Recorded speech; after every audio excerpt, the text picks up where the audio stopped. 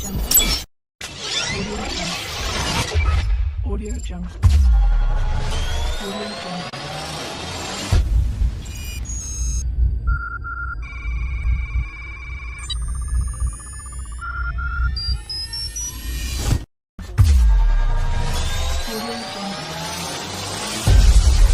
Audio Jungle.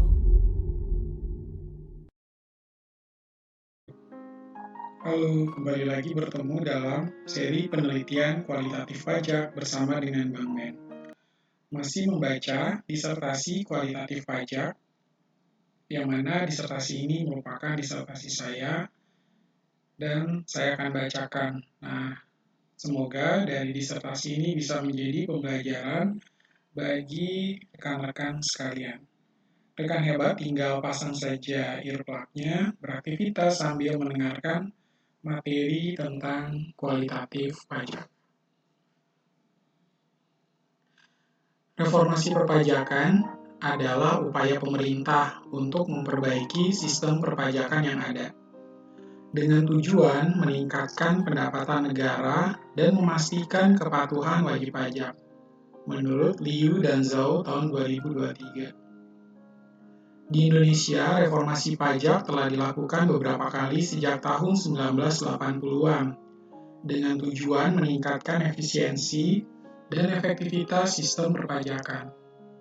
Namun, keberhasilan reformasi perpajakan dalam meningkatkan kepatuhan WP masih menjadi topik perdebatan menurut Babila 2023. Salah satu reformasi pajak yang telah dilakukan di Indonesia adalah kebijakan amnesti pajak tahun 2015. Kebijakan ini bertujuan untuk meningkatkan pendapatan negara dengan memberikan insentif kepada WP yang melakukan pengungkapan aset dan penghasilan yang tidak dilaporkan sebelumnya. Namun keberhasilan kebijakan ini dalam meningkatkan kepatuhan WP masih belum jelas, menurut isu dan rekan-rekan tahun 2022. Berdasarkan hasil penelitian terdahulu Hajawiyah bersama rekan-rekan 2021 tentang teks amnesti, menunjukkan hasil yang berbeda. Hal ini karena beberapa alasan. Perbedaan konteks dan lingkungan, penelitian sebelumnya dilakukan di negara yang berbeda-beda, dengan kondisi ekonomi, politik, dan sosial yang berbeda. Hal ini dapat mempengaruhi hasil penelitian. Perbedaan desain penelitian. Penelitian sebelumnya menggunakan desain penelitian yang berbeda seperti eksperimen, survei, atau analisis data sekunder. Hal ini dapat mempengaruhi hasil penelitian. Perbedaan variabel yang diukur. Penelitian sebelumnya mengukur variabel yang berbeda-beda, seperti tingkat kepatuhan pajak, pendapatan pajak, atau efek jangka panjang. Hal ini dapat mempengaruhi hasil penelitian. Penelitian ini menjembatani perdebatan penelitian sebelumnya dengan beberapa cara. Pertama, menggunakan data yang lebih akurat. Penelitian ini menggunakan data yang lebih akurat dan terkini dari Direktorat Jenderal Pajak Indonesia. Menggunakan desain penelitian yang lebih baik. Penelitian ini menggunakan desain penelitian yang lebih baik dengan menggunakan analisis regresi panel untuk menguji efek teks amnesti pada kepatuhan pajak. Mengukur variabel yang lebih relevan. Penelitian ini mengukur variabel yang lebih relevan seperti tingkat kepatuhan pajak dan pendapatan pajak untuk mengetahui efek teks amnesti pada kepatuhan pajak. Kontribusi penelitian ini atas pengetahuan akuntansi dan pajak adalah menyajikan bukti empiris bahwa teks amnesti dapat meningkatkan kepatuhan pajak dan pendapatan pajak.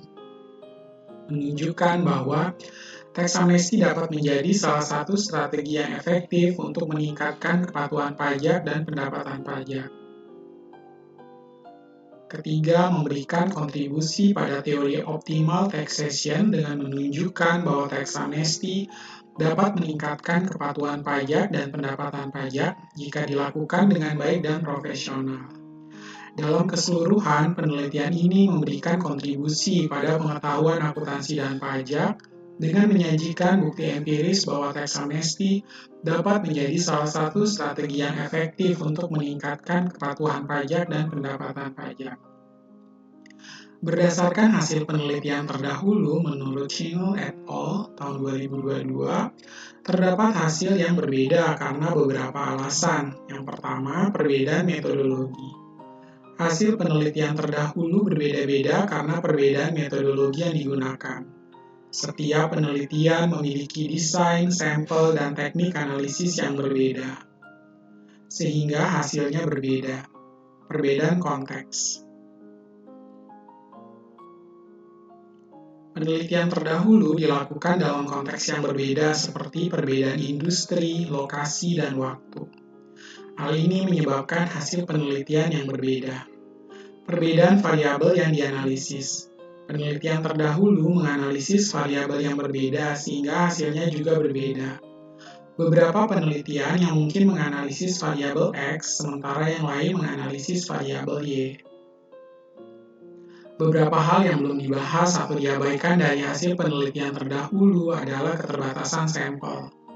Banyak penelitian terdahulu memiliki keterbatasan sampel sehingga hasilnya tidak dapat digeneralisasi ke populasi yang lebih luas. Kedua, keterbatasan metodologi. Metodologi yang digunakan dalam penelitian terdahulu mungkin memiliki keterbatasan sehingga hasilnya tidak akurat. Ketiga, kurangnya pengujian hipotesis. Beberapa penelitian terdahulu tidak melakukan pengujian hipotesis secara memadai, sehingga hasilnya tidak dapat diandalkan. Penelitian ini menjembatani perdebatan penelitian sebelumnya dengan menggunakan metodologi yang lebih baik. Penelitian ini menggunakan metodologi yang lebih baik dan lebih akurat sehingga hasilnya lebih dapat diandalkan. Menganalisis variabel yang lengkap. Penelitian ini menganalisis variabel yang lebih lengkap dan komprehensif, sehingga hasilnya lebih akurat. Ketiga, melakukan pengujian hipotesis yang memadai. Penelitian ini melakukan pengujian hipotesis secara memadai, sehingga hasilnya lebih dapat diandalkan. Kontribusi atas pengetahuan, akuntansi, dan pajak. Penelitian ini memberikan kontribusi atas pengetahuan akuntansi dan pajak dengan menambahkan pengetahuan baru. Penelitian ini menambahkan pengetahuan baru tentang topik yang diteliti, sehingga dapat membantu meningkatkan kemampuan akuntansi atau pajak. Mengembangkan teori yang ada. Penelitian ini mengembangkan teori yang ada tentang akuntansi atau pajak, sehingga dapat membantu meningkatkan kemampuan akuntansi atau pajak. Memberikan rekomendasi praktis. Penelitian ini memberikan rekomendasi praktis yang dapat membantu meningkatkan kemampuan akuntansi atau pajak. Berdasarkan penelitian terdahulu, Bellon dan rekan-rekan 2022, perbedaan hasil dalam penelitian terdahulu dapat disebabkan oleh beberapa faktor.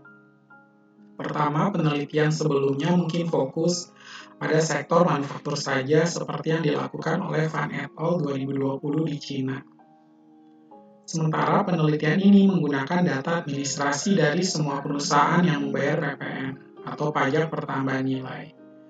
Kedua, strategi identifikasi yang digunakan mungkin berbeda. Dengan penelitian sebelumnya, mungkin memperhatikan variasi dalam intensitas penerapan di antara perusahaan karena pelaksanaan reformasi secara bersamaan. Sedangkan penelitian ini memanfaatkan pelaksanaan tahap demi tahap dari reformasi e-invoicing di Peru. Yang belum dibahas pada paper ini adalah penelitian ini menjembatani perdebatan penelitian sebelumnya dengan cara yang berikut. Pertama, keluasan data. Dengan menggunakan data dari semua perusahaan yang membayar PPN, penelitian ini memberikan gambaran yang lebih luas tentang pengaruh e-invoicing bukan hanya terfokus pada sektor manufaktur. Pendekatan sekuensial. Dengan memanfaatkan pelaksanaan tahap demi tahap, penelitian ini dapat memisahkan efek dari reformasi e-invoicing dari perubahan lain yang mungkin terjadi secara bersamaan, memberikan pemahaman yang lebih baik tentang pengaruh langsung dari reformasi. Ketiga, analisis heterogenitas, di mana penelitian ini mengeksplorasi heterogenitas dalam efek invoicing, termasuk perbedaan antara perusahaan kecil dan besar, dan peran kredit PPN yang ada. Ini memberikan pemahaman yang lebih mendalam tentang bagaimana e-invoicing mempengaruhi berbagai jenis perusahaan dan situasi pajak mereka. Kontribusi penelitian ini pada pengetahuan akuntansi dan pajak adalah sebagai berikut. Yang pertama adalah digitalisasi dan kepatuhan pajak. Penelitian ini memberikan bukti empiris tentang bagaimana teknologi digital seperti e-invoicing dapat meningkatkan kepatuhan pajak dan efisiensi sektor publik. Ini menunjukkan bahwa investasi dalam infrastruktur digital dapat menguntungkan dari segi pendapatan pajak dan pengurangan biaya administrasi. Pemahaman tentang perilaku perusahaan.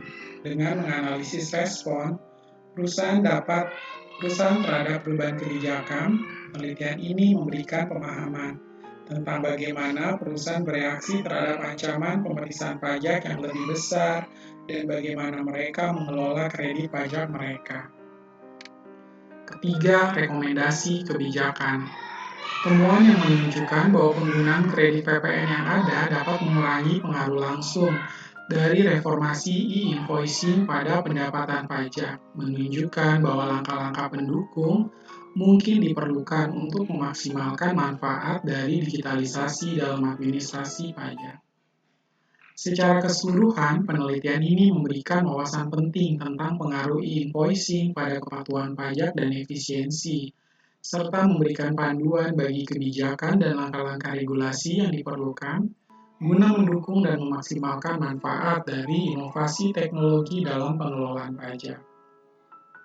Berdasarkan penelitian terdahulu menurut Mary dan Eckholt 2022, beberapa faktor yang menyebabkan hasil penelitian terdahulu berbeda, di antaranya pertama, ketergantungan pada asumsi yang tidak divalidasi. Penelitian sebelumnya seringkali menggunakan strategi estimasi standar yang bergantung pada asumsi bahwa perbedaan tren pendapatan di seluruh distribusi pendapatan tetap konstan di absensi reformasi pajak. Namun, asumsi ini tidak selalu divalidasi secara eksplisit. Pengaruh mean reversion dan tren pendapatan sekuler. Hasil yang berbeda-beda juga bisa disebabkan oleh mean reversion dan tren pendapatan sekuler yang berbeda di antara individu dengan pendapatan awal yang berbeda. Ini dapat mempengaruhi estimasi respon perilaku terhadap reformasi pajak. Ketiga, kelancaran perkiraan dan spesifikasi fungsional. Penelitian sebelumnya mungkin menggunakan spesifikasi fungsional yang berbeda untuk mengontrol pendapatan awal yang dapat mempengaruhi hasil estimasi. Penggunaan data dan periode yang berbeda. Penggunaan data dan periode yang berbeda dalam penelitian sebelumnya dapat menghasilkan estimasi yang berbeda, terlepas dari metode yang digunakan. Yang belum dibahas atau diabaikan dari riset tersebut dalam paper yang disajikan oleh Catherine Mary Jacobson dan Jacob Eckholt Selgert, peneliti tidak hanya mengusulkan pendekatan baru untuk mengidentifikasi respon perilaku terhadap reformasi pajak, tapi juga mengkritisi strategi estimasi standar yang digunakan dalam penelitian sebelumnya. Beberapa aspek yang belum dibahas atau diabaikan dalam riset terdahulu yang diangkat dalam paper ini antara lain, pertama adalah asumsi tren diferensial konstan. Penelitian sebelumnya seringkali mengabaikan validasi asumsi bahwa diferensial tren pendapatan di antara distribusi pendapatan harus tetap konstan dalam keabsenan reformasi pajak. Paper ini menekankan pentingnya validasi asumsi ini dengan membandingkan tren pendapatan di bagian pendapatan yang tidak terpengaruh oleh reformasi pajak. Kedua, penekanan pada validasi grafis. Penelitian sebelumnya mungkin tidak memberikan penekanan yang cukup pada validasi grafis dari asumsi-asumsi identifikasi. Pendekatan baru dalam paper ini memungkinkan validasi grafis dan identifikasi respon perilaku terhadap reformasi pajak yang menambah transparansi dan kredibilitas hasil temuan. Kemudian yang ketiga, pengaruh mean reversion dan tren sekuler. Penelitian sebelumnya mungkin tidak mempertimbangkan secara memadai pengaruh mean reversion dan tren sekuler pendapatan yang dapat mempengaruhi estimasi respon perilaku. Paper ini menunjukkan bahwa pengabaian faktor-faktor ini dapat menyebabkan bias dalam estimasi, heterogenitas dalam elastisitas. Penelitian sebelumnya mungkin tidak mempertimbangkan heterogenitas dalam elastisitas pendapatan pajak yang dapat bervariasi di antara individu atau kelompok pendapatan. Pendekatan dalam paper ini memungkinkan investigasi heterogenitas yang penting untuk menghindari bias dalam estimasi elastisitas. Kelima, penggunaan data lintas waktu. Penelitian sebelumnya mungkin tidak memanfaatkan data lintas waktu dengan efektif untuk memvalidasi asumsi-asumsi identifikasi. Pendekatan dalam paper ini menggunakan periode waktu yang lebih panjang untuk memvalidasi asumsi-asumsi tersebut. Pengaruh reformasi pajak terhadap pendapatan yang dikenakan pajak. Penelitian sebelumnya mungkin tidak memisahkan antara pengaruh reformasi pajak terhadap pendapatan yang dikenakan pajak dan pendapatan secara keseluruhan. Paper ini memisahkan pengaruh ini dan menemukan bahwa sebagian besar respon perilaku terhadap reformasi pajak tahun 2009-2010 di Denmark adalah karena penggeseran pendapatan dari kontribusi pensiun ke pendapatan yang dikenakan pajak. Dengan mengangkat aspek-aspek ini, paper ini berkontribusi pada literatur dengan menawarkan pendekatan yang lebih kuat dan metodologis yang lebih baik untuk mengidentifikasi dan memahami respon perilaku terhadap reformasi pajak. Penelitian ini menjembatani perdebatan penelitian sebelumnya dengan cara berikut. Pertama, pendekatan validasi grafis. Penelitian ini mengusulkan pendekatan baru yang memungkinkan validasi grafis dari asumsi-asumsi identifikasi utama dengan membandingkan tren pendapatan di periode sebelum dan setelah reformasi pajak. Penelitian ini memastikan bahwa asumsi tren diferensial konstan benar-benar berlaku. Kedua, analisis perbandingan tren pendapatan dengan membandingkan perubahan tren pendapatan di antara segi validasi bagian dari distribusi pendapatan yang tidak terpengaruh oleh reformasi pajak dan regi identifikasi bagian yang terpengaruh. Penelitian ini dapat mengidentifikasi respon perilaku secara lebih andal. Ketiga, estimasi elastisitas pendapatan. Penelitian ini memperkenalkan pendekatan estimasi elastisitas pendapatan yang dapat diukur terhadap perubahan tarif pajak yang memungkinkan pemahaman yang lebih baik tentang respon perilaku individu terhadap reformasi pajak. Kontribusi utama dari penelitian ini terhadap pengetahuan akuntansi atau pajak adalah transparansi dan validasi asumsi.